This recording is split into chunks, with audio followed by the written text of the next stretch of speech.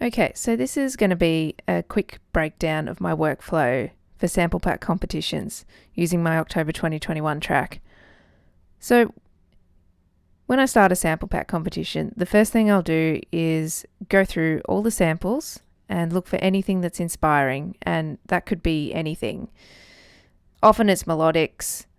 They give me instant ideas to build melodies, or you'll find basses that will be fun to mutilate and pull apart, or there are drum loops that give you ideas for rhythms. In this case, I didn't find anything super inspiring.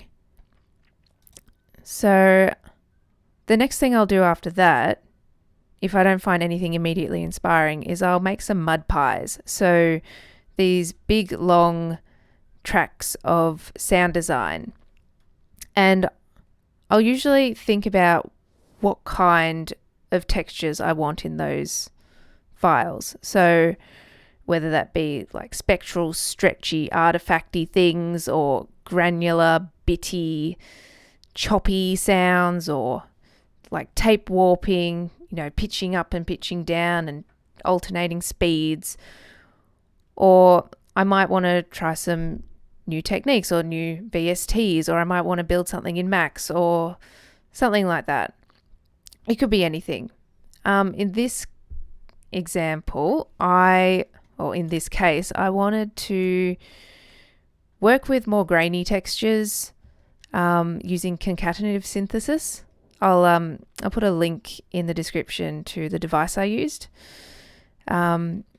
So for the grainy textures, I came up with this file. So I'll play a little bit of it.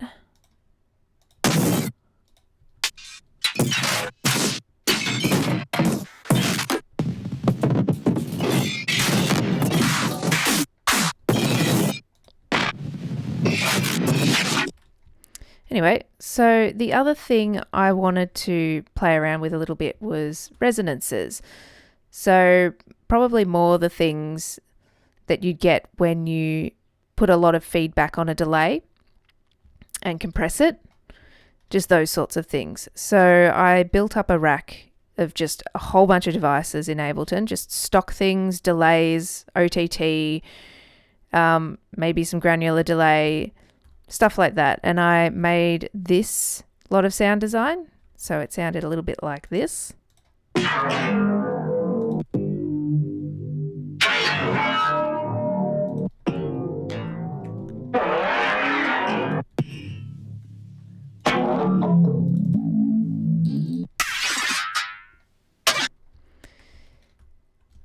So after that, after I've made a whole lot of sound design, I'll think about what kind of tempo do I want, or what kind of tempo or feel do I want in this track. Often I'll find that the drums, like the drum samples that you're given, will kind of dictate a little bit. So if you've got some really heavy kicks or like really punchy snares, I might think about doing more like dubsteppy half-time feeling stuff. Or if there are more lightweight things, I might go for techno or down-tempo, or if there's some nice breaks, maybe go for some D&B. But in this case, I just straight up wanted to make a 140 kick snare basic song sort of thing. So after that, I'll think about whether I want to focus on the melody or the drums. And in this case, I just absolutely wanted to work on a beat, make it really drum driven. So what I'll do is I will usually just make a straight up beat using the samples, the drum samples. Nothing special. I might edit them down a little bit, like the lengths of them, if they don't cut off where I need them to cut off. So I ended up with something that sounded a little bit like this.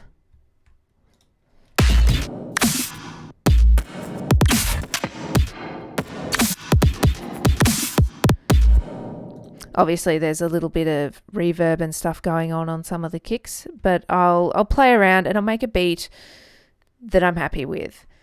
And then what I'll do is I will take the sound design that I created before and I will shove it in the middle of the beat or in the middle of the samples. So then I will end up with something a little bit like this. One important thing I think is usually I will color code the sound design. So here you can see this yellow file or these yellow little bits were the resonances from over here, and the blue stuff here is from here. So when I do that, it just means that I can, if I'm moving a whole lot of samples and little bits and pieces around, I can find what I need when I need it. And sometimes I'll color little bits a little bit differently if they've come from somewhere else, or they have some sort of special warping or something going on with them, just so I can find them later. So as you're going along, putting little bits and pieces in between your drum beats, often you'll find within the mud pies that you've made these nice little interesting rhythms that you may never have thought of on your own. So usually when that happens, I will take advantage of that and then work the beat that I've made with the standard drum sounds. I'll work them around the mud pie sample and come up with new rhythms and use them as a sort of feature just to add interest. I don't think I've done anything like that in this track. Well, not a huge deal. But for example, here you can see that I found some sort of sound that I've really liked and wanted to feature it. So I suppose that's an example.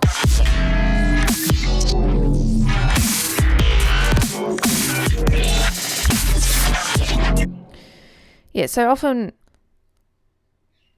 what I'll do is I will make the beat, make a 4 to 8 bars or something, and then I'll just duplicate it out and alternate or change up the sound design. Make sure that the sections sound quite different from each other. Emphasize anything that needs to be emphasized, like if I find nice little bits.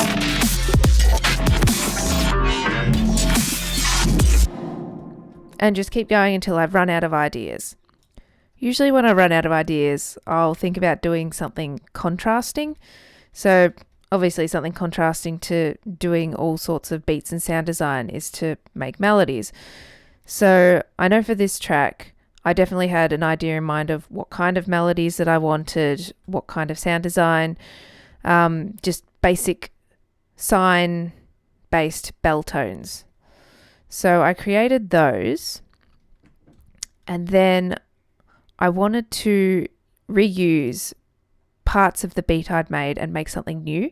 The idea of recycling is something that's really appealing to me, just taking something that you already have and making something new out of it. So I did this here. I took the snare rhythm because it's not on like 2 and 4 or anything. It kind of over time gets later and later in the bar, and then it catches up to itself. So I wanted to reuse that here, and also this reverby drum beat that I'd made earlier, just to emphasize the kick drums, or I think it was the kick and the snare. I wanted to reuse that in quicker succession. It was actually at this point where I started running out of time for the sample pack competition, so I thought the best way to just proceed with getting something finished was to start with a beat and just progress it, not evolve it so much as just build it up. So I had a melody that I'd written, and I had this drum beat that I'd put together as well. So I decided that all I'd do was take mud pie that I'd used previously, nice little bits that I really liked, and just make it more complex as the track got to where it needed to go. And to help that out a little bit, I made a wavetable synth out of a kick drum and resampled it and just layered it under the main melody just to add a bit of depth.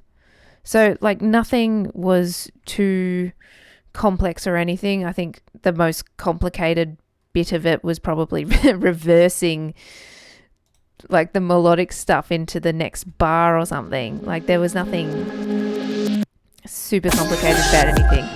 And I mean, it goes for the entire process of making glitch music. It's not super complicated, more as it's time consuming. It's the going through the little bits and pieces and piecing it together in a way that is, for one, it appeals to your ear, and two, I think, which is quite important, it has a sort of, it's cohesive, or it makes sense to your ear. The music I like to make, I want to make sure that there's at least something for the listener to hold on to, whether it be like just a straight up melody with like insane sound design underneath, or like a straight up drum beat with like huge complicated rhythms on the top. I mean, my music isn't that complicated, but that's the ideas that I tend to strive for when I'm making music. Something has to stand out to the listener to hold on to while this crazy stuff goes on around it. I think that's about it, really. Like it's not really much to it. I think the most different aspect of my workflow from just making up a straight up like EDM track or anything is the sound design process at the start, and using those little bits and pieces to glue your track together. That's about it, really. One other thing that I like to do, if I'm not sure about certain sections of the track, I will color code them so that I can find them later. So here you can see that I've colored this pink. Pink is the color that I tend to use because it stands out against every other color. So I know to go back later and check over it.